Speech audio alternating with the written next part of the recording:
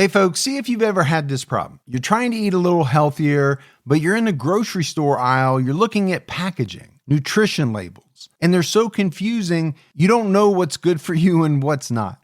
Well, this is why I love Thrive Market, my go-to online grocery store for getting all of my healthy essentials delivered, and I don't even have to leave my couch. Finding better options for the whole family is easy with Thrive Market's Healthy Swap Scanner. Just scan a product and it instantly recommends healthier swaps. This is how my wife and I found our new favorite snack, IQ bars. Sometimes I eat one in the morning with my coffee, sometimes just later on in between meals. They also have so many on-site filters that make it simple to shop by the needs of everyone in the family. Maybe you have someone who needs gluten-free food, somebody that has a peanut allergy. Well, no more scouring ingredient labels when you can just filter it all on Thrive Market. My wife and I often use the high protein filter to stock up on things like Sieti chips. Ready to make the switch? Go to thrivemarket.com/TCAT for 30% off your first order, plus a free $60 gift.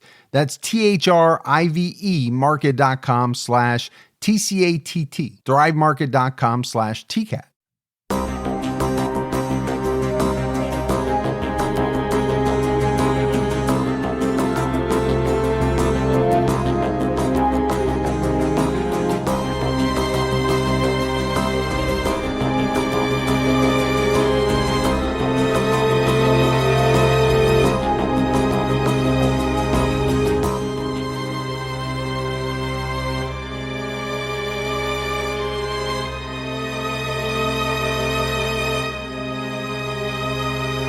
Hello, everyone, and welcome to episode 345 of the True Crime All the Time podcast. I'm Mike Ferguson, and with me, as always, is my partner in true crime, Mike Gibson. Gibby, how are you? Hey, man, I'm doing really well. How about you? I'm doing fairly well. Yeah.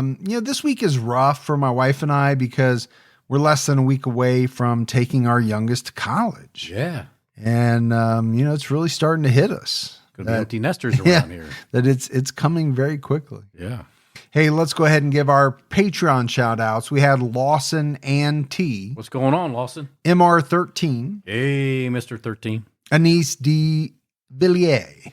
De Villiers. And I've probably messed up the whole thing, but should just went with Anise. I got to take a stand. I'm not even sure if that's correct.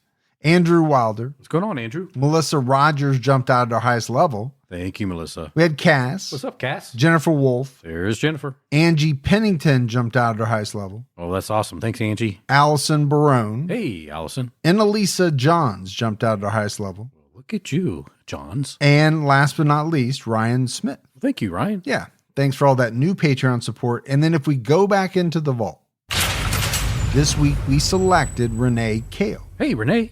So appreciate the new support, the continued support. We also had a couple of great PayPal donations from Sarah Bostwick. Hey, appreciate that, Sarah. And Daniel Watt. That's awesome, Daniel. Yeah. Thanks to everyone. So Gibbs, let's talk about what's out right now on True Crime All the Time Unsolved. We have an episode on the Pimlico poisoning. So we're headed across the pond.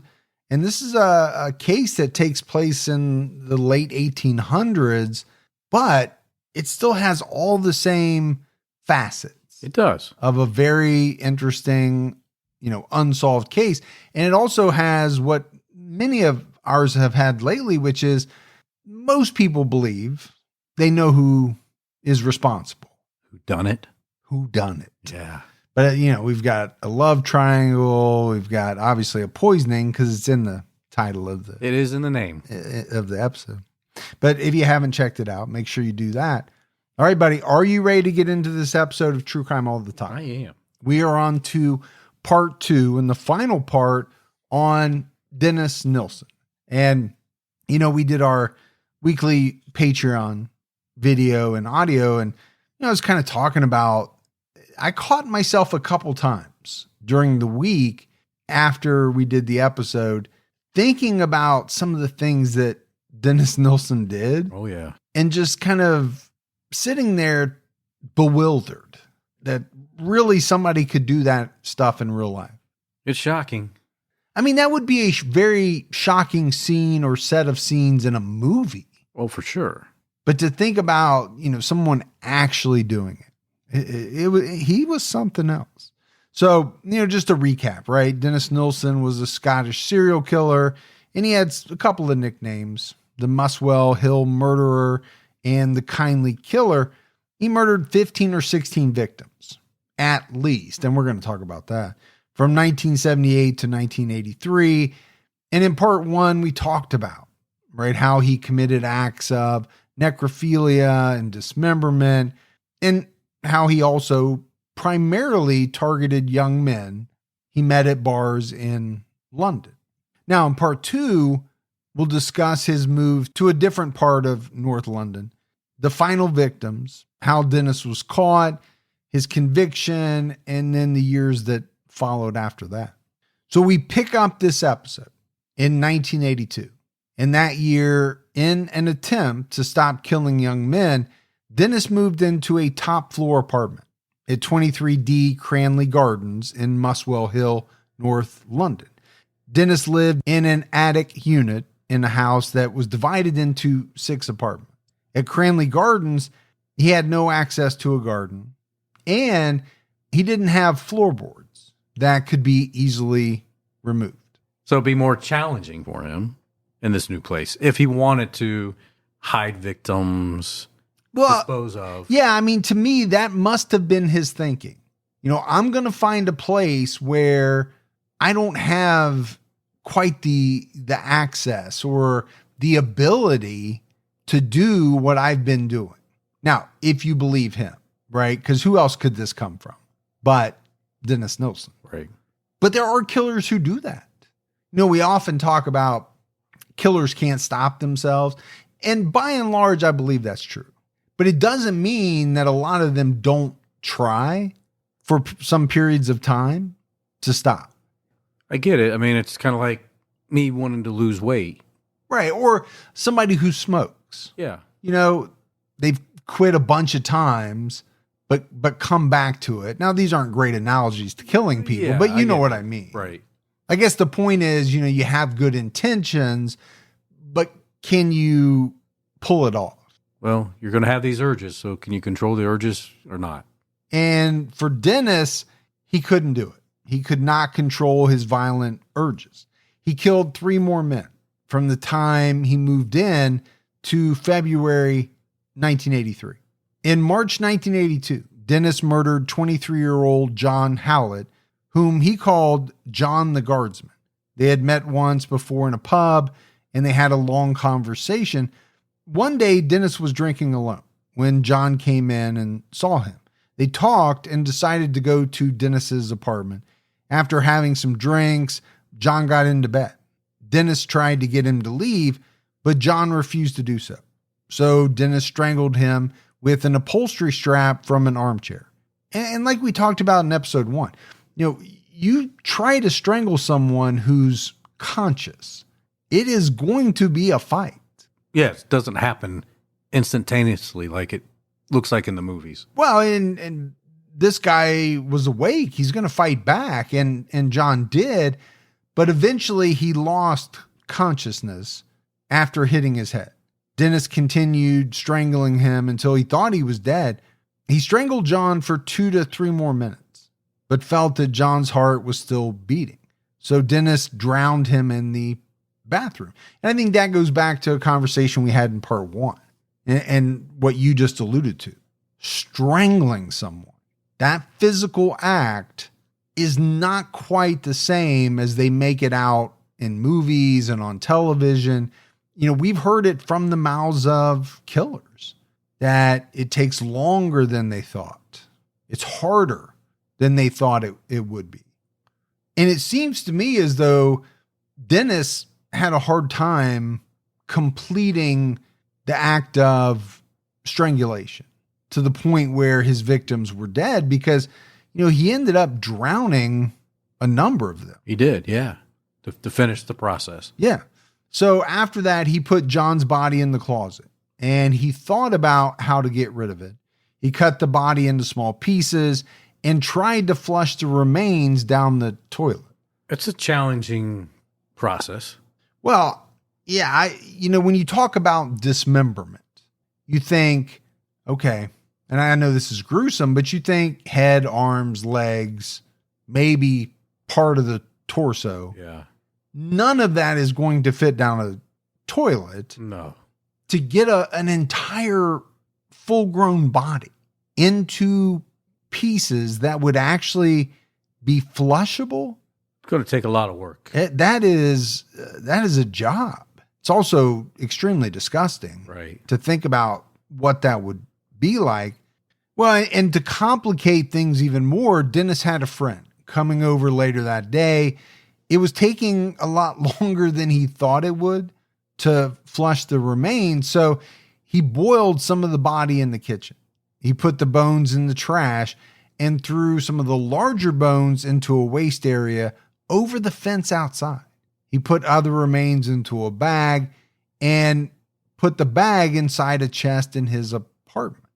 So, we go from Dennis, kind of renting this place or whatever, because it won't allow him to kill and put people under the floorboard and all of these things.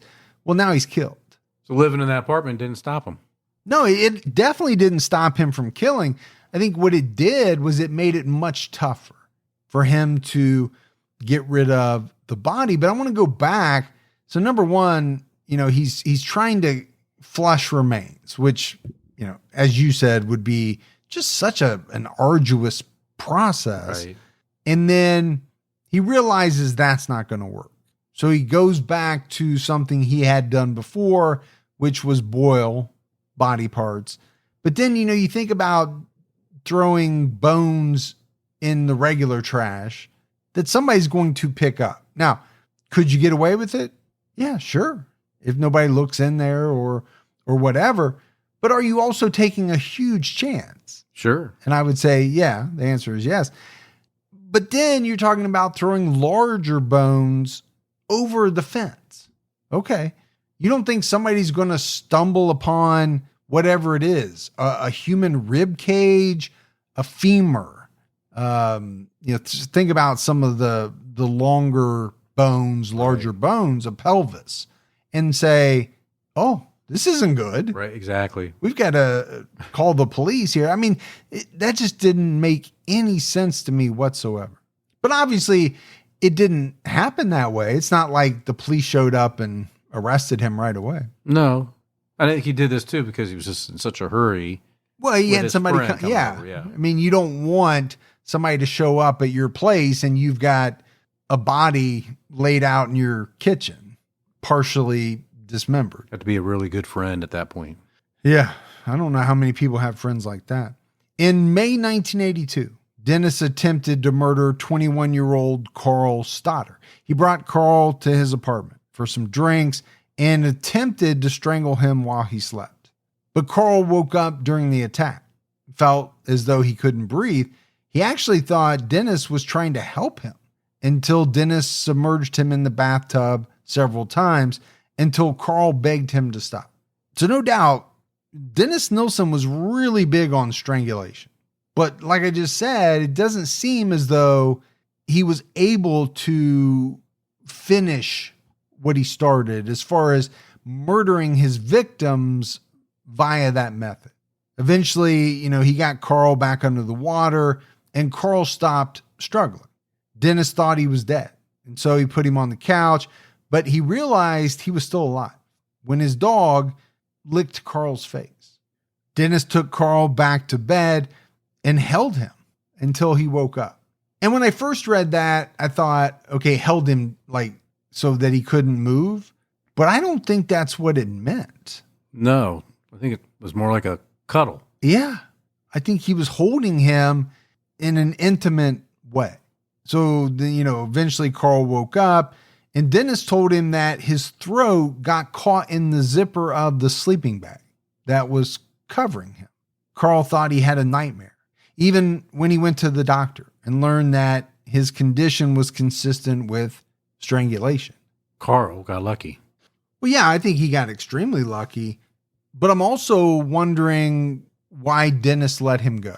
Because, I mean, obviously the story he told him was kind of far-fetched. Sure. Right? You were strangled pretty viciously, but we're told that your throat got caught in the zipper of the sleeping bag. And this whole thing was so horrific, he thought he had a nightmare. I just wonder what went through Dennis's head that he chose not to continue to pursue what he was doing, instead pulled back and was just more nurturing at that moment. Yeah, it does seem strange. And I don't know that he ever gave clarification around it. And then, I think even stranger is that Carl agreed to meet with Dennis again. So it's almost as if Carl really was able to convince him that this was an accident. He wasn't trying to kill him, nothing like that. But Carl never showed up to this meeting. Now, he also never made a police report about the incident either. But we talked in episode 1 about why some of these individuals, might not have wanted to make that type of police report. Sure. In late 1982, Dennis murdered 27-year-old Archibald Graham Allen. Dennis made Archibald an omelet at the apartment. According to Catherine Ramsland's research, Dennis recalled, "I noticed he was sitting there, and suddenly he appeared to be asleep or unconscious with a large piece of omelet hanging out of his mouth. Dennis thought he strangled Archibald, but he claimed he didn't exactly remember. He also thought that the man could have choked on the omelet, but he did have red marks on his neck." So we've heard this before, right? What do you call it? Trance, murder trance, or I forget, he had a name for it. It's almost as if he's saying he woke up or snapped out of it, and this man was dead with an omelet hanging out of his mouth, and he had no idea what happened. You didn't know he did it. But he thought he must have, because there was nobody else there. Now, he also said that, well, he could have choked. But, to me, it's like, how much do you really believe of that? Here's a man who's already murdered multiple men. And even if you did, let's say, snap out of it, right? Wouldn't your first thought be that, well, I am a murderer, I must have killed him? I would think so. Not, he choked on his omelet. Yeah. I'm not saying you couldn't choke on an omelet.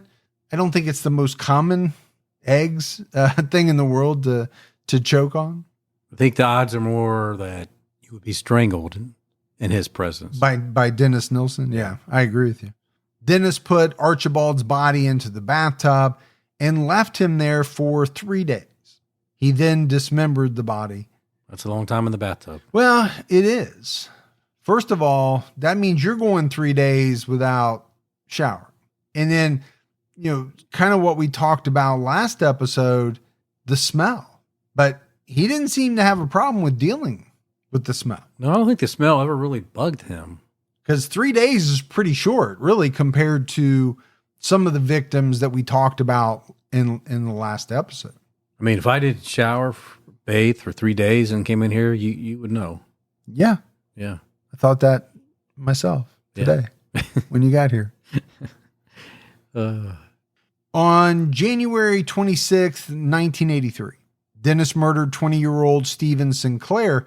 Stephen Sinclair was homeless and struggled with heroin addiction. He was raised by foster parents Neil and Elizabeth Sinclair, but he lost contact with them when he moved to London as a teenager. Dennis met Stephen on Oxford Street and bought him a burger. He took Stephen to his apartment where Dennis listened to music and Stephen used drugs before he fell asleep. So here again, he is targeting an individual who I think in his mind, he's thinking, okay, here's a person who may not have a lot of family, may not be in contact with their family. They're not going to be missed easily. And I think that was a big part of his victim selection process. Dennis strangled Stephen with a string attached to a tie. He first put the ligature on Stephen's body and made a drink. Dennis decided that he would end the pain in Stephen's life and strangled him while he slept. So again, a lot of this coming from Dennis. Now he's trying to make himself himself out to be what? Like an angel of mercy type killer. I'm doing this guy a favor. I'm going to take his pain away. Which obviously there have been a lot of quote unquote angel of mercy killers over the years. And they've said that same thing. But, it always comes back to, well, does this person really want you to do that?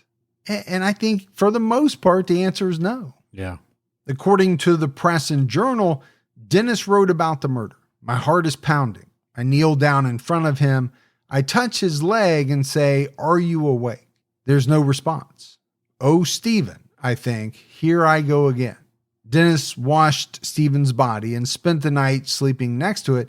He would write, "The image of the sleeping Stephen is and will be with me for all of my life." So this guy, he was a serial killer. There's no doubt about that. What I think is very strange about Dennis Nilsen is that, if you believe some of his writing and things that he said, he did in some strange way seem to care about these people.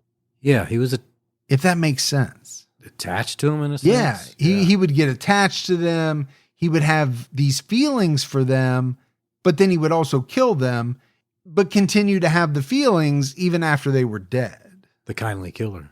And in some instances, the reason he killed was because he was attached to them and he didn't want them to leave. Dennis kept Stephen's body in a cupboard in his home for 8 days before he dismembered it. So the moving to the new place really did nothing other than take away the floorboard, which is where, he had previously hid or kept most of his victims. Now he's just using different places, the bathtub, a cupboard. Yeah, it's made it a little bit more difficult for him, but not much. Not much. More of an inconvenience, I would call it. Dennis boiled Stephen's body, put some remains in trash bags, hid remains around his apartment, and flushed others. In early February 1983, Dennis and the other tenants complained to their landlord that the drains were blocked and had an unpleasant smell. On February 8th, Dennis wrote a letter to the landlord about the issue. Eventually, if he keeps stuffing human remains down the drain, something bad's going to happen. Well, and imagine once a blockage happens, well, then you just have things sitting there. Yeah. And that smell is coming back up. It's a little rough to think about. Oh, yeah, that rotting decay smell. But, to me, the takeaway here is that Dennis is one of the main people to complain. He even writes a letter about the issue. Now, why would he do that? Well, I think he did it because he wants to get the pipes clean, moving again. I'm thinking he thought it was going to be something simple. Or is it that if something is discovered somewhere along the route and he doesn't complain, suspicion might fall on him? Well, that's a good point. I thought about that, but now that you said what you said, I think you're probably right. A plumber was called in that day to investigate the blockage. Plumber Michael Cochran found what looked like 30 to 40 pieces of human flesh in the sewer when he entered a manhole outside the house. The flesh came from a pipe leading from the house. However, it was too dark to identify it properly. Now, we said this is a house. There's not that many tenants there, but he's not there by himself. And it was said that Dennis and the other tenants were present during the discovery. This guy called his supervisor and mentioned that they might have to call the police, but the company decided they would wait until the next day to do another inspection. So this guy ended up taking Dennis and one of the other tenants to the sewer. They speculated that they had found human remains. Dennis replied, per the Herald Scotland, "It looks to me like someone has been flushing down their Kentucky Fried Chicken." Kind of divert the attention from like human flesh to chicken. I think you've got to do something. Divert, as you would say. That night, Dennis tried to remove the remains from the sewer. He thought about buying chicken to replace it, and he also considered ending his life. I think it's going to be tricky to remove the human flesh from the sewer without being seen. On February 9th, 1983, so the next day, the plumber and his supervisor returned to the house to further inspect the manhole. Dennis had already left for work that day, but what he didn't know was that another tenant had noticed his activity during the night and told the plumbers about their suspicions. So, this goes back to something I talked about in episode 1, right? Remember, he was taking body parts out in suitcases and burning them. Yeah. And apparently nobody saw a thing. Now he's out at night, but one of the other tenants was watching him, Seeing what he was up to. and I don't think that's all that uncommon. I think there are a lot of people who, look out their window, maybe not thinking anything in particular is going on. This person probably did think, hey, I'm going to keep an eye on this sewer, see if anybody comes back, tries to mess with it. The plumber and his supervisor found the drain clear, but 4 fingers and some human flesh were found in the drain outside Dennis's home. The police came to the building and a pathologist confirmed that the remains were human. So it does sound as though he tried, but he either didn't get everything or there were remains in other parts of the drain that, he couldn't see. It is at nighttime too, so. Yeah, I'm sure it would have been difficult.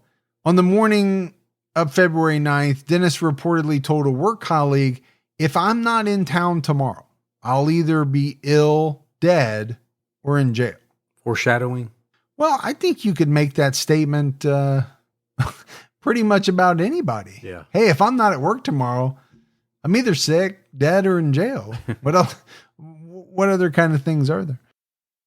Don't let allergy season slow you down. Get common allergy meds for as little as $15 with GoodRx. So you and your family, pets included, can stop allergy symptoms before they start. GoodRx is free and easy to use. Just search for your prescription on the website or the app, compare prices, and get a free coupon to show your pharmacist. Save at over 70,000 local pharmacies nationwide, including Walmart, Walgreens, CVS, Publix, Kroger, and many more. Check GoodRx before every trip to the pharmacy to save up to 80% on both brand and generic medications. And did you know GoodRx rewards you for saving money too? Join GoodRx Rewards today and earn points every time you use a coupon. Remember, GoodRx is not insurance, but works whether you have insurance or not. And it could be your insurance copay price. I've been using GoodRx for years, and I can't tell you how many times I have saved money even with my insurance. Stop allergies before they start and save big on allergy medications this season with GoodRx. Go to goodrx.com/TCAT. That's goodrx.com/TCATT. Once the temps start rising, I realized I was back in the same worn out rotation. Same tank, same shorts, same everything. So I gave my daily uniform an upgrade with Quince. Their pieces are easy, elevated, and somehow make me feel more put together without even trying. Like their 100% European linen shorts and dresses from $30. Luxe swimwear, Italian leather platform sandals, and so much more. The best part, everything with Quince is priced 50 to 80% less than what you'd find at similar brands. By working directly with top artisans and cutting out the middleman, Quince gives you luxury without the markup. And Quince only works with factories that use safe, ethical, and responsible manufacturing practices and premium fabrics and finishes. I'm getting ready to stock up on shorts for summer from Quince, and I know they're going to be amazing because everything I've ordered has been of the highest quality, and the prices are amazing. Treat your closet to a little summer glow up with Quince. Go to quince.com/TCAT for free shipping on your order and 365-day returns. That's QUINCE.com/TCATT to get free shipping and 365-day returns. Quince.com/TCAT. At Designer Shoe Warehouse, we believe that shoes are an important part of, well, everything. From first steps to first dates, from all-nighters to all-time personal bests. From building pillow forts to building a life. For all the big and small moments that make up your whole world, DSW is there. And we've got just the shoes. Find a shoe for every you from brands you love at brag-worthy prices at your DSW store or DSW.com. When Dennis came home from work, 3 officers were waiting for him. Detective Chief Inspector Peter J. told Dennis they came to speak with him about his drains because they were blocked by human remains. When the detective entered his apartment, he smelled a foul odor. He asked Dennis what was causing the smell, and Dennis confessed that he had human remains stored in his apartment. Okay, gave that up pretty easily. Really quickly. And maybe it was, just he thought he was caught. There was no way he was getting out of it. But this guy, Inspector J, confronted Dennis and said, "Don't mess me about. Where's the rest of the body?"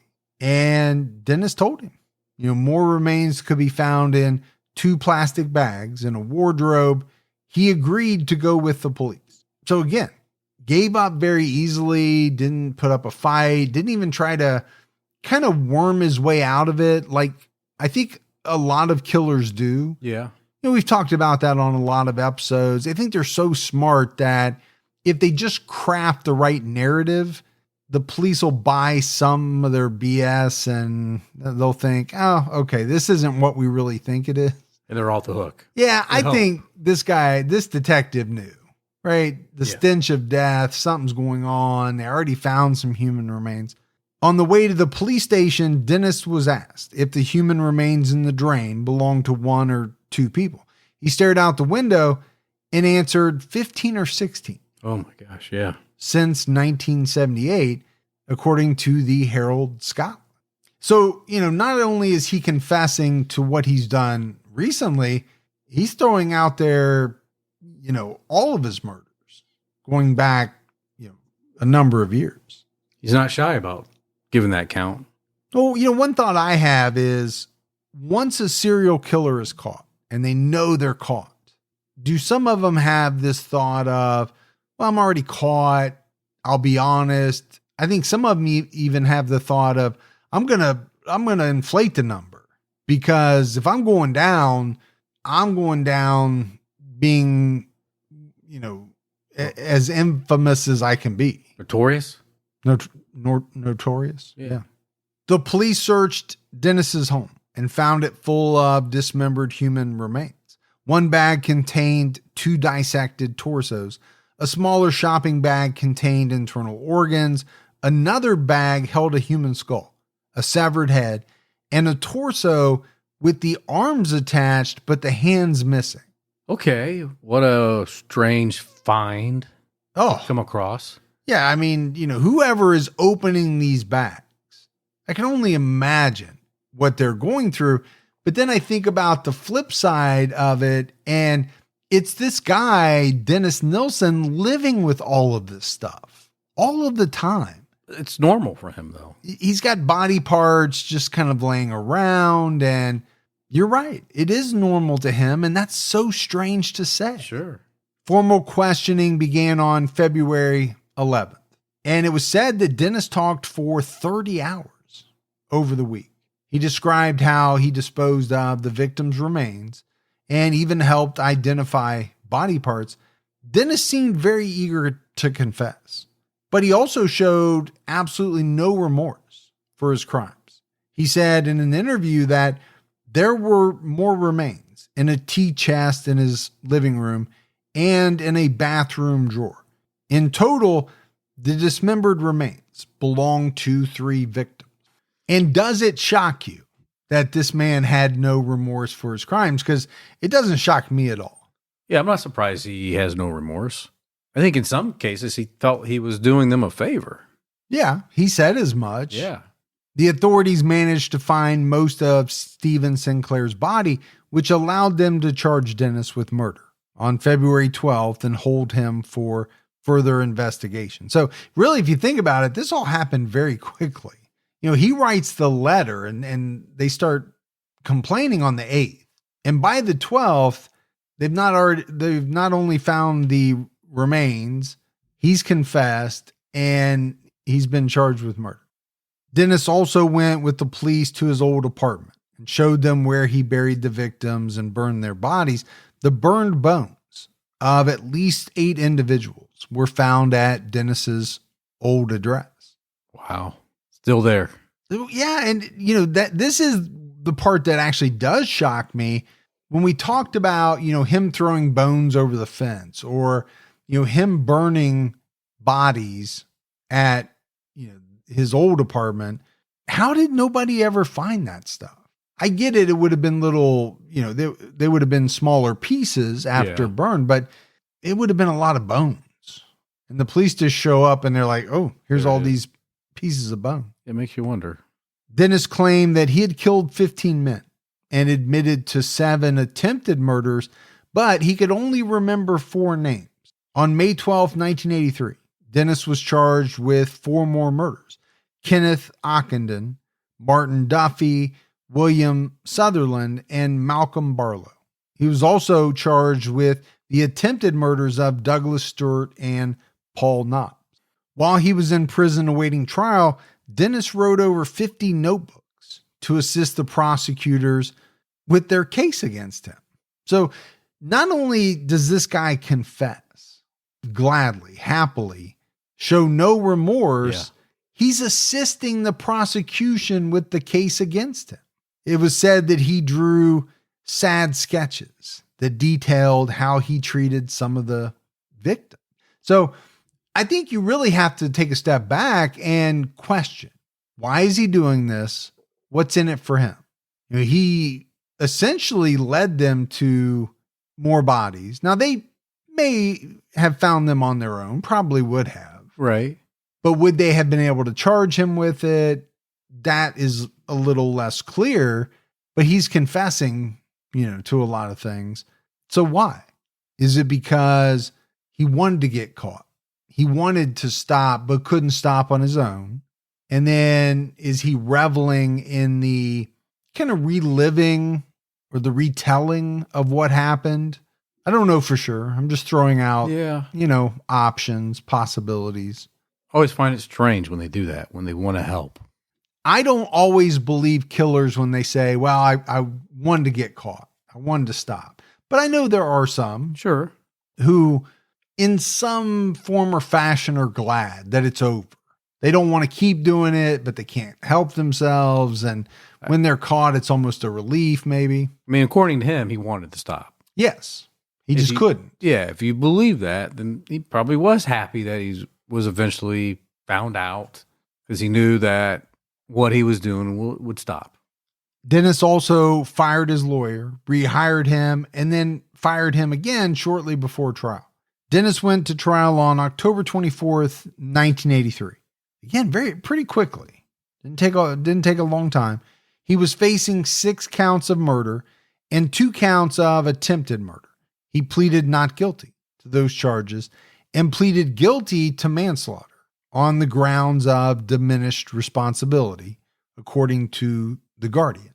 So he's got to plead guilty to something because he's confessed all this stuff. Well, like you said, he had to plead guilty to something, so he's going after this manslaughter. I mean, basically he's saying, I didn't know what I was doing. I don't know the difference between right and wrong here when it came to these murders.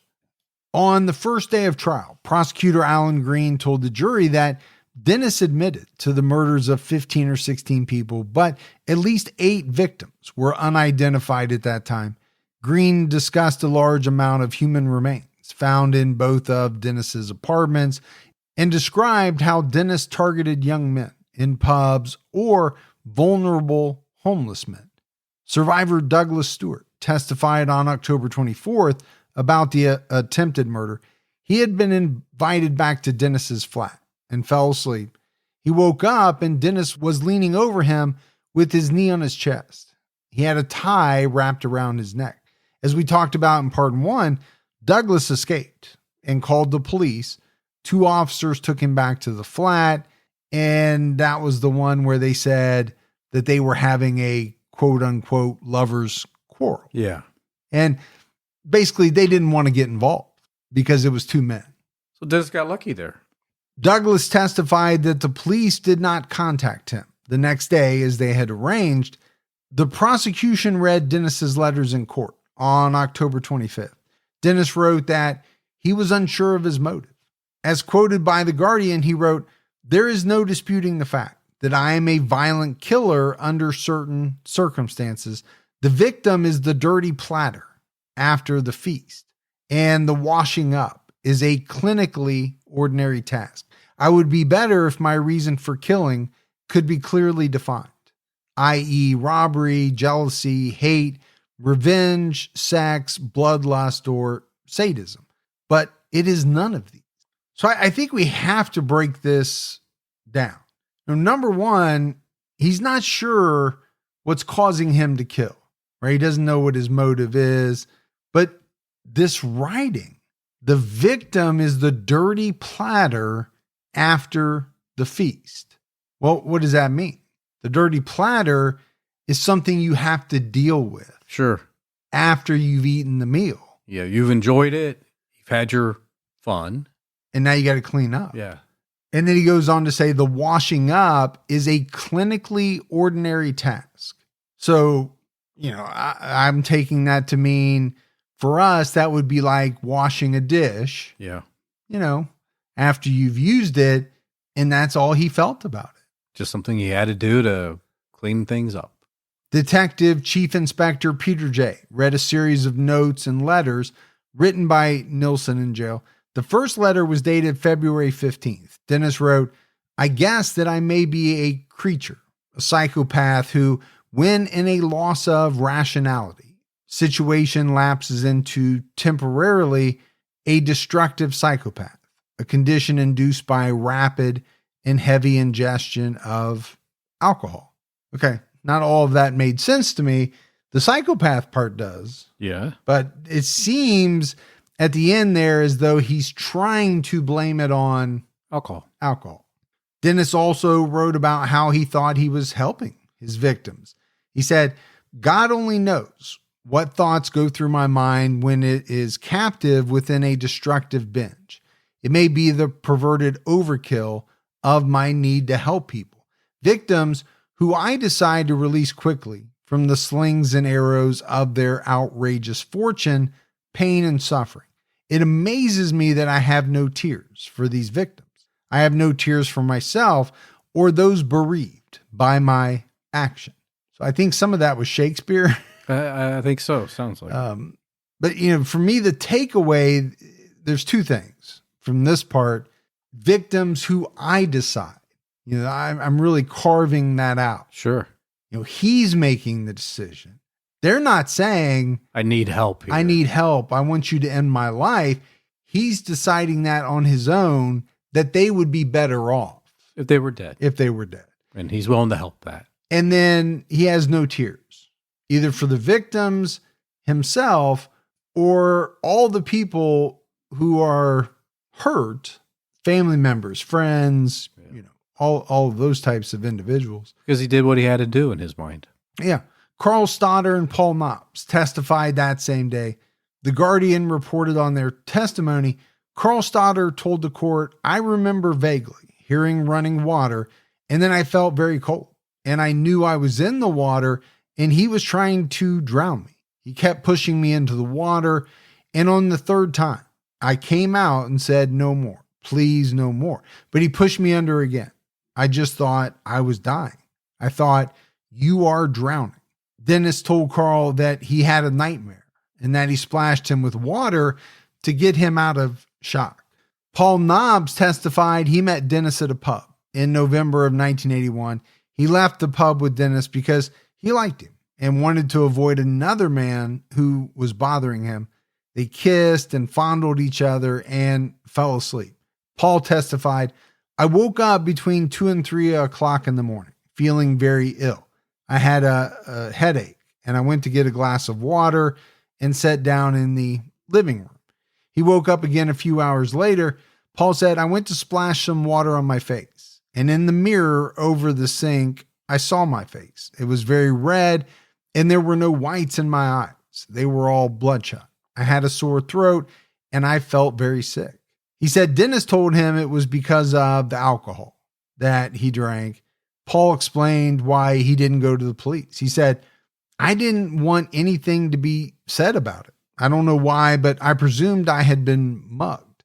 It seemed pointless. The fact that I'm a homosexual would probably have brought some doubts into the minds of the police." And we touched on this a number of times in the first episode, it is very sad. It is. To think of that, these individuals, because they were homosexual, felt as though they couldn't go to the police. Yeah, they were fearful of doing so. No, I think they had a right to be. It's just sad that that's the way that it was. But I think we have some powerful things here, right? Number one, you've got his confessions. You've got all these notebooks and drawings and stuff like that. But then the second thing is you have actual survivors testifying about what he attempted to do to them. I think that's what's interesting about this case is that you actually have survivors, right? Most of the cases that we do, we don't have survivors. And the impact of what they say on the jury takes it to another level. Yeah, I think it does. The defense tried to undermine the survivor's testimony. Dennis pointed out that Stewart stayed for another drink after the attack. The defense also got him to admit he sold his story to the media with some embellishments. Knobb said that he had a sexual encounter with Dennis and that Dennis appeared friendly. Stoddard testified that Dennis was friendly, but his account of the attempted drowning hurt the defense.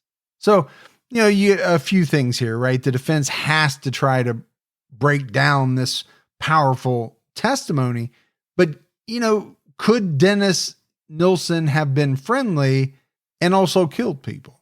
Of course. Yeah. I mean, he was the kindly killer. Absolutely. I mean, what better way to lure people back to your apartment? You can't be an a-hole, right? You can't be mean to people and expect them to want to come back to your apartment for a drink or, anything like that. Even the smallest step forward can make a big difference in your financial future. When you open a Chime checking account, you're one step closer to a better financial future with no maintenance fees, fee-free overdraft up to $200, or getting paid up to 2 days early with direct deposit. Making progress has never been easier. I think we've all been in that position where we've had an overdraft. Well, with Chime, you can overdraft up to $200 with no fees. That's amazing. And they have over 50,000 fee-free ATMs. Make progress towards a better financial future with Chime. Open your account in 2 minutes at chime.com/TCAT. That's chime.com/TCATT. Chime feels like progress. Banking services and debit card provided by the Bancorp Bank N.A. or Stride Bank N.A., members FDIC. Spot me eligibility requirements and overdraft limits apply. Fees apply at out-of-network ATMs. MyPay eligibility requirements apply. Credit limits range from $20 to $500. $2 fee applies to get funds instantly. Crime checking account required. Go to chime.com/disclosures for details. True Crime All the Time is sponsored by BetterHelp. Folks, therapy can feel like a big investment, but let's think about the state of your mind. It's just as important as your physical health. Traditional in-person therapy can cost anywhere from $100 to $250 per session, which adds up really fast. But with BetterHelp Online Therapy, you can save, on average, up to 50% per session. With BetterHelp, you pay a flat fee for weekly sessions, saving you big on cost and time. And you get quality care at a price that makes sense and can help you with anything from anxiety to everyday stress. Your mental health is worth it, and now it's within reach. I've used the BetterHelp service for years. And I love the fact that, I can connect with a therapist in a comfortable spot in my home on my laptop. With over 30,000 therapists, BetterHelp is the world's largest online therapy platform, having served over 5 million people globally. Your well-being is worth it. Visit betterhelp.com/TCAT today to get 10% off your first month. That's BetterHelp, HELP.com/TCATT. Hey, listeners, it's Leon Nafok. I'm here to tell you about a brand new series from me and Prologue Projects, an Audible original series called Final Thoughts, Jerry Springer, the story of a television show that changed the world and the man who gave it his name. But did you know that before the Jerry Springer Show made him notorious all over the world, Springer was something else entirely? A respected Midwestern politician, the progressive mayor of a major Rust Belt city, a man many saw as a future leader in Democratic politics. How did this idealistic rising star, with his lofty political ambitions, take a turn in such a radically different direction. You can find the whole series available now on Audible. Just search for Final Thoughts, Jerry Springer on the Audible app or go to audible.com/Springer. The prosecution also presented photo evidence, the chopping board used to dismember victims, and the pot used to boil the remains. 2 psychologists testified for the defense, Dr. James McKeith and Dr. Patrick Galway. McKeith testified about Dennis's personality disorder. He testified about how Dennis had trouble expressing his feelings and how he associated bodies with arousal. He described Dennis as narcissistic and grandiose and said he experienced blackouts from excessive drinking. Dennis could depersonalize other people so that he didn't have strong feelings about what he did to his victims. His ability to separate his mental and behavioral functions implied diminished responsibility. Well, I think he was really good at depersonalizing. And most serial killers are. Yeah. You know, I do think it's very hard to look someone in the face and kill them if you see them as a person. So I don't think a lot of serial killers do. They see them as what? Objects, targets, whatever you want to call it, but they don't see them in that personal way. No, because if they did, it would make it tougher to do what they do. However, under cross-examination, McKeith retracted his judgment about Dennis's diminished responsibility. The Guardian reported that Dennis told McKeith he was stripped naked by a 16-year-old boy and once by a taxi driver whom he killed later. McKeith said that whether these were fantasies or not, they were still important events. Dr. Galway diagnosed Dennis with false self syndrome.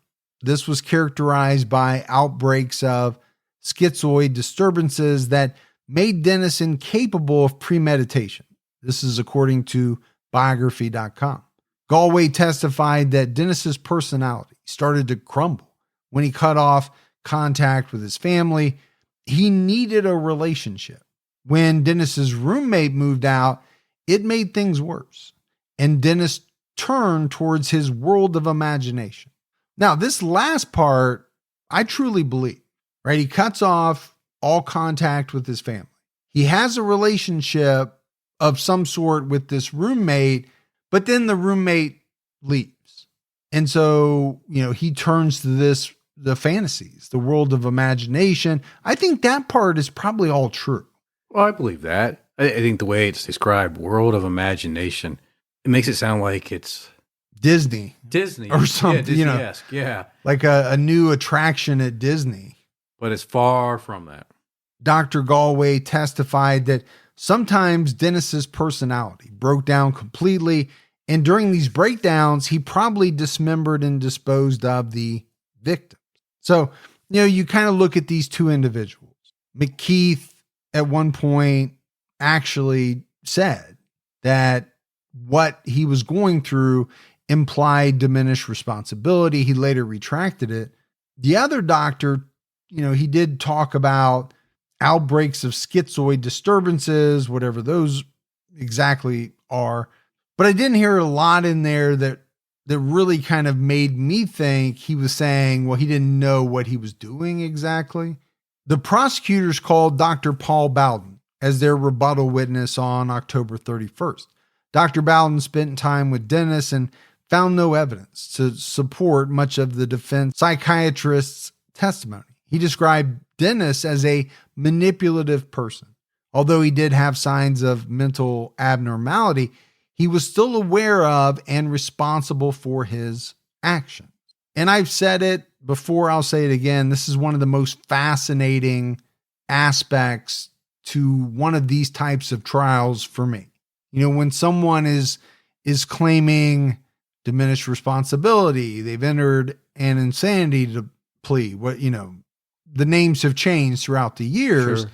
But it's always kind of come down to the same thing. Did this person know right from wrong? Did they know what they were doing? And no surprise that you've got some defense psychiatrists that are saying, no, he didn't know. Yeah. And you have a psychiatrist for the prosecution who said he was aware of and was responsible for his action. It's rare that they're ever going to be on the same page together. So I think, as a jury member, what do you make of all that? Because it is one side saying one thing and the other side saying, the opposite. Do they cancel each other out? How do you view it? Does one of the mental health experts seem more believable? More credible? We don't know because we didn't see him on the stand. Right. And that could be it, right? One could really have a connection with the jury.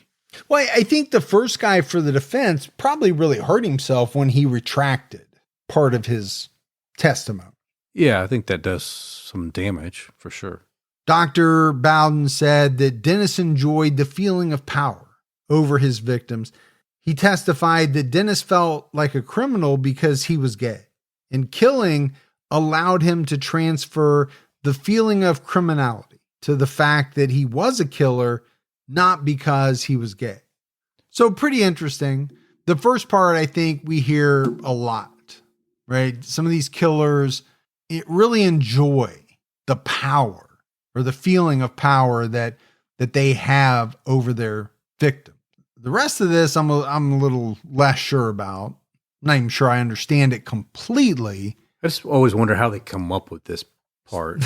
Stuff. Yeah. Well, I mean, they're professionals. I don't know. They do what they do. The jury retired on November 3rd, 1983, but they were unable to reach a unanimous verdict. On November 4th, the judge agreed to accept a majority verdict. So again, right, the system works a little differently maybe over there. I don't know that option would exist here.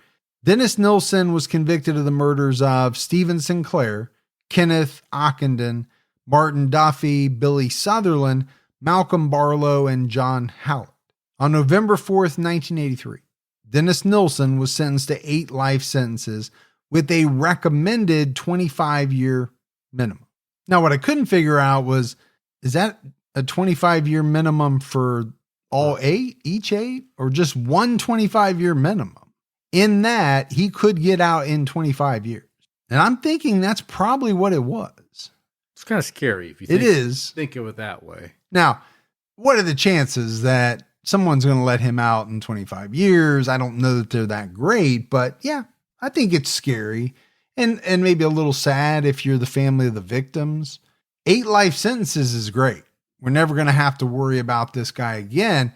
But the 25-year minimum means, hey, we're going to have to show up somewhere in 25 years and relive this and tell some parole board or whatever why you shouldn't be out. This guy, shouldn't be let out and what he's done to us. In 1985, Dennis assisted author Brian Masters with the biography Killing for Company, the case of Dennis Nilsen. In 1993, Dennis did a 4-hour interview with journalist Mike Morley from prison. He was allowed to do the interview on the condition that a psychologist would ask the questions. Only 4 minutes were broadcast because of government intervention. Dennis admitted in this interview that some of the victims were made up. So that's pretty fascinating because it goes back to the theory that I had that I think some serial killers really like to pad their numbers. Yeah, I think some of them want the fame. Or the infamy. Yeah, the infamy. Yeah. I think some of them actually probably did have more. And some may have thought they had more, but can't remember. I think it's all over the map. In December 1994, a court imposed a whole life sentence against Dennis and other inmates. And we've actually heard of that happening in England before in other episodes. And I think for me, in the case of Dennis Nilsen, it makes a lot of sense. We kind of talked about 25 years, the possibility that he could even get out, I thought was strange. So the whole life sentence kind of takes that out of the picture and means that, he's going to die in prison. I think there is a caveat where someone could be let out for certain conditions, like if they're about to die, they're really old. I don't know what they are, but more than likely it just means you're never getting out. I think it's the equivalent here to life with no parole. No parole. Dennis spent years writing thousands of pages for a memoir titled Dennis Nilsen, History of a Drowning Man. In 1996, his solicitor took it out of the prison. Prison authorities said the memoir was taken without their knowledge and authority. In March 2001, it was sent to the prison in a sealed package, but the authorities refused to give it to Dennis unless they could read it to make sure it did not violate prison rules. It was returned to his solicitors pending a legal challenge. In 2001, Dennis won a high court ruling that allowed him to seek a judicial review to challenge a decision not to return the manuscript of his autobiography so he could edit it. Dennis argued that all proceeds would go to charity and he would not profit from the release. In March 2002, the High Court ruled that the prison service had the right to read and possibly censor Dennis's manuscript before his solicitors could give it back to him. His lawyer argued that this was a breach of Dennis's right to freedom of expression. So we got a real battle here, not over his conviction, whether he should ever be let out. It's about a book that he's written or is in the process of writing. In May 2002, a court decided that the prison service should be allowed to read the manuscript. In October 2003, Dennis attempted to recover his confiscated manuscript by claiming his right to free expression was being denied. A court heard that up to 5 copies of the manuscript were in circulation outside prison, and one was allegedly held by a newspaper. On December 19, 2003, Dennis lost the fight to force prison authorities to return his manuscript. The judge rejected the claim that his right to freedom of expression was breached and stated that prison authorities were allowed to take the feelings of the victims' families into account when preventing a prisoner from publishing a book. And to me, that makes a lot of sense. Same here. Good for the judge. And when I was kind of going over it in my head, I thought, to me, it really didn't matter if he was giving the money to charity or whatever. Just the fact that he was allowed to publish a book, to me, seems wrong. In January 2006, the first victim, Stephen Dean Holmes, was formally identified by Dennis Nilsen. The police showed Dennis a blurry picture of Stephen in 1990, but he couldn't say for sure if he was the first victim. In January of 2006, Stephen's family provided the better picture, and Dennis was able to make the identification. On November 4th of that year, Dennis sent a letter to the editor of the Evening Standard newspaper where he wrote about the murder of Stephen Holmes, but he declined to give graphic details out of consideration for the victim's family. So on the one hand, it almost makes it seem like he's being a nice guy, but on the other, I was thinking, why does he need to write about the murder at all? That's a good point. Is it to satisfy some need inside him? Oh, I'm sure it is, because to me, most of these types of individuals, that's the only reason why they do anything, right? Is to satisfy some need within them. Is it because, okay, nobody's talking about him as much anymore? He's trying to get in the limelight a little bit. Who knows? It could be a lot of different things with people like Dennis.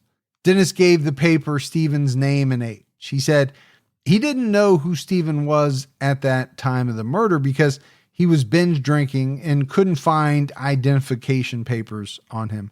Dennis wrote, "I wanted him to stay with me over the new year, whether he wanted to or not. I reached out and got the necktie. I raised myself and slipped it under his neck. I quickly straddled him and pulled tight for all it was worth." On December 6, 2006, the Crown Prosecution Service announced that Dennis would not be prosecuted for the murder of Stephen Holmes. Later that month, on December 21st, 35 prisoners, including Dennis, were informed that they would never be released from their life sentences. So again, I think that goes back to the whole life sentence thing. In November 2013, excerpts from Dennis's autobiography were published online despite the ban by the European Court of Human Rights and the Home Secretary. The chapters published included details about Dennis's childhood and his grandfather's death.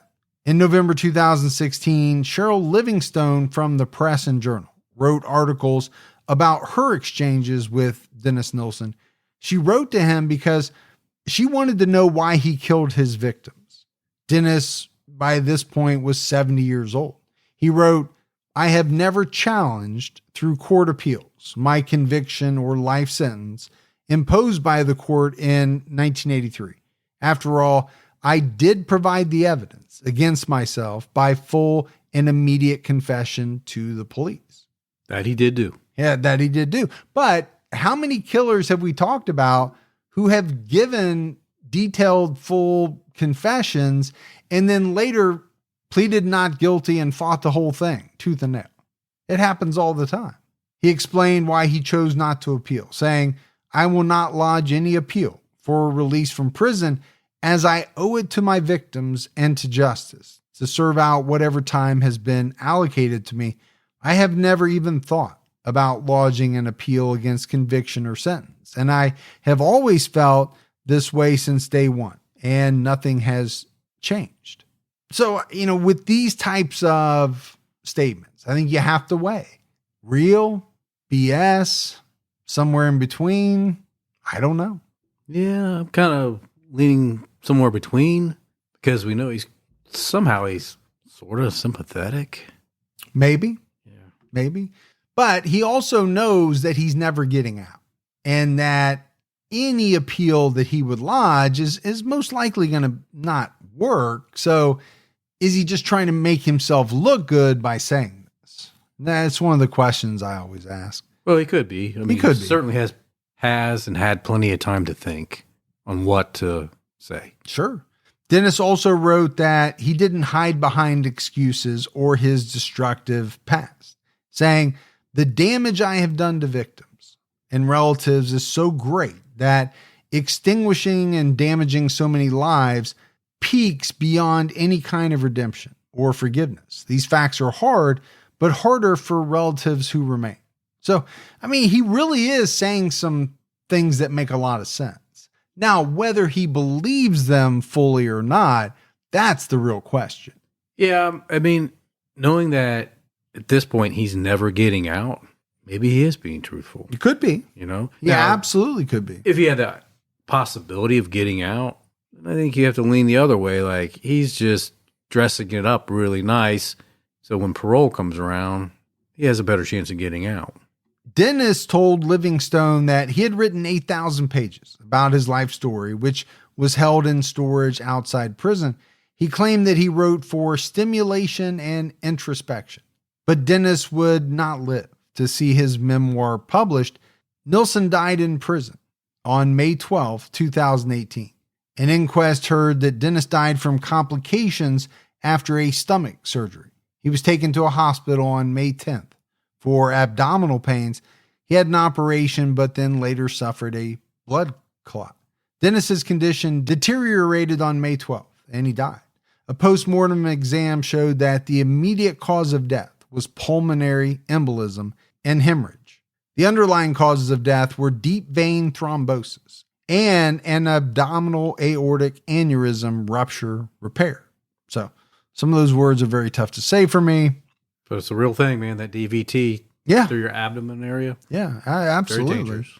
In October 2019, an inquest heard that Dennis spent his final hours in what was described as excruciating pain, according to the BBC.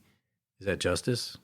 Well, I think it depends on what your stance is and maybe who you are. If you're a family of a victim, maybe you do see it that way. Yeah. This is a man who took your loved one's life away. Are you crying in your Wheaties that he died? Probably not. No. Is there at least some small part of you who is glad that he faced excruciating pain at the end? Probably so. Yeah. I don't know if that's right or wrong. I'm just saying there were probably some of the victims' family members who thought, yeah, I'm okay with that. Yeah, I don't feel bad about it. No. The coroner declared that Dennis died of natural causes. In January 2021, Dennis's memoir, History of a Drowning Boy, Dennis Nilsen, the autobiography, was published by Red Door Press. The book is based on his notes from prison. In these notes, Dennis claimed he strangled at least 2 unknown male victims and sexually assaulted a drunk soldier before he committed the first murder. The murders committed by Dennis are still some of the most shocking and disturbing cases in the UK. Dennis targeted young gay men, some of them teenagers or homeless men who needed food or a place to sleep for the night. He picked victims from a vulnerable class of people, and some of the survivors were too scared to come forward. Those who did felt as though they were dismissed by the police. Dennis admitted to killing 15 or 16 young men. He was convicted of 6 murders, but as we always talk about, right, it's suspected that he killed more. It's possible that we may never know the true number of his victims. Yeah, you wonder if things would have been different, if the police acted differently back then. And if some of the laws were different. Yeah. You know, let's not forget, as we discussed in episode 1, some of these men who were under the age of 21 faced actual jail time for having a homosexual encounter. Yeah. And so were they likely to come forward? Well, and the answer is no. But if they could have, maybe it changes. It could have changed things. Yeah. Or, you know, if the police back then didn't have the attitude that they did, where they didn't want to get involved in what they felt was a homosexual lover's quarrel. That's what they said, right? Yeah. They essentially dismissed the claims of the few people that actually did come forward. Right. Which, you know, as we've talked about with other types of crimes, once that starts to happen and people know it, well, then subsequent victims are far less likely to come forward because they're going to be dismissed. They're just going to be laughed at or whatever it is. But I think, you know, as we wrap this one up, Dennis Nilsen, when you look at everything that he did, you know, from the murders, but really probably more so the dismemberment, the keeping of the bodies, you know, treating these dead bodies as though they were people with whom he was in a relationship with, sitting on the couch, watching TV together, talking to them. You know, it's pretty easy to see, along with what may be a pretty high victim count, why he is so infamous as a serial killer. Sure. You know, we brought up Dahmer quite a bit because there are, you know, a number of parallels. Obviously, Dahmer is much more well known here in the United States, but some similarities. Well, yeah, actually quite a few similarities. And this guy was about as bad as they come. But that's it for our episodes on Dennis Nilsen. We got some voicemails, Gibbs. You want to check those out? Let's hear them. Hi, Mike and Gibby. This is Kimberly Tufts from Las Vegas. Just want to say you guys are amazing. You make my day. I'm a taxi driver, so I'm in the car at least 12 hours a day. Thank you so much. And I just watched the Richard Chase, the vampire, and when you said he would try to unlock or open the doors and only go in the ones that were unlocked, well, it was kind of interesting because vampires are not allowed in your home unless they are invited in. So maybe he truly thought he was. Anyways, I love you guys. I'm Team T-Cat. Take care and keep your own time ticking. All right. I did not know that about vampires. Did you? I did not. So we learned something today. Did she say she's in Las Vegas? Yeah. Taxi Cab? Mm-hmm. Taxi Cab Confession. Remember that show? I do remember that show. I'm not sure why you're linking her with Taxi Cab. Just remember that Confession. show. But it was a wild show. Yeah, it was wild, for sure. Hi, Mike and Gibby. This is Farmer Susan. I listen to you while I do chores on my goat farm here in mid-Missouri. And I just finished the Richard Ramirez episode, and this is the first time that I actually stopped and Googled to see an image of what one of the criminals that you discussed looks like. And I just called to say, ew. There is a photo out there that compares side by side Richard Ramirez with Benjamin Bratt, and you have ruined Benjamin Bratt for me. But I still love you, so keep your own time ticking. Bye. So a couple of interesting things there. Number one, both those voicemails were people listening pretty far back. Yeah, because both those cases were pretty old. Richard Ramirez was a mystery to me. I thought he was about one of the ugliest SOBs I'd ever seen, but there were a lot of women who thought he was good looking. They had a little vibe for him. Yeah. Yeah. I just thought he was repulsive. Maybe it's just a bad boy vibe or something. Maybe. Now, I do see the Benjamin Bratt thing. Yeah. He could play Richard Ramirez if he somehow got sunken in cheeks and let his hair, grow out and, stuff like that. But, Benjamin Bratt's a good looking dude, but he in no way looks like Richard Ramirez, but you can see how he could be made for sure. to look like, if that makes sense. And he's not a bad boy. I don't know him. You know who a bad boy is? Who? Rex West. Well, Rex West is bad. He's a bad boy. So, but we appreciate the voicemails very much. So we had one thing in the mailbag. Yeah. Jody Hodgkiss sent us this amazing box from Australia. It's called a Down Under. Good Day box. Good Day box? No, it's called a Down Under box. Yeah. And it's just got all kinds of goodies in there. Really? Yeah. Tim Tams, all these things that come from Australia, and it's good stuff. Did they come from Australia? Uh-huh. All these things? No, they actually come from Ireland. I was just wondering. She had them shipped to Australia and put in a Down Under. That came from Australia. And Down Under. That's box. where they came from. All right, smartass. All right, buddy. That's it for another episode of True Crime All the Time. So for Mike and Gibby, stay safe and keep your own time ticking.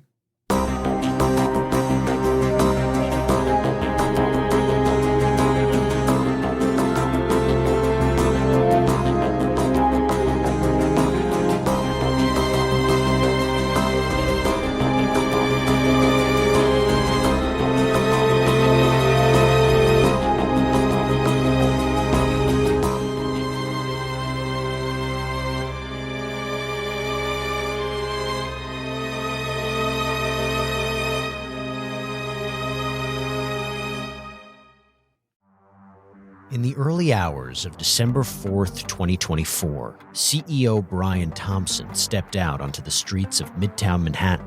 This assailant pulls out a weapon and starts firing at him. We're talking about the CEO of the biggest private health insurance corporation in the world. And the suspect, he has been identified as Luigi Nicholas Mangione, became one of the most divisive figures in modern criminal history. It was targeted, premeditated, and meant to sow terror. I'm Jesse Weber, host of Luigi, produced by Law and Crime and Twist. This is more than a true crime investigation. We explore a uniquely American moment that could change the country forever. He's awoken the people to a true issue.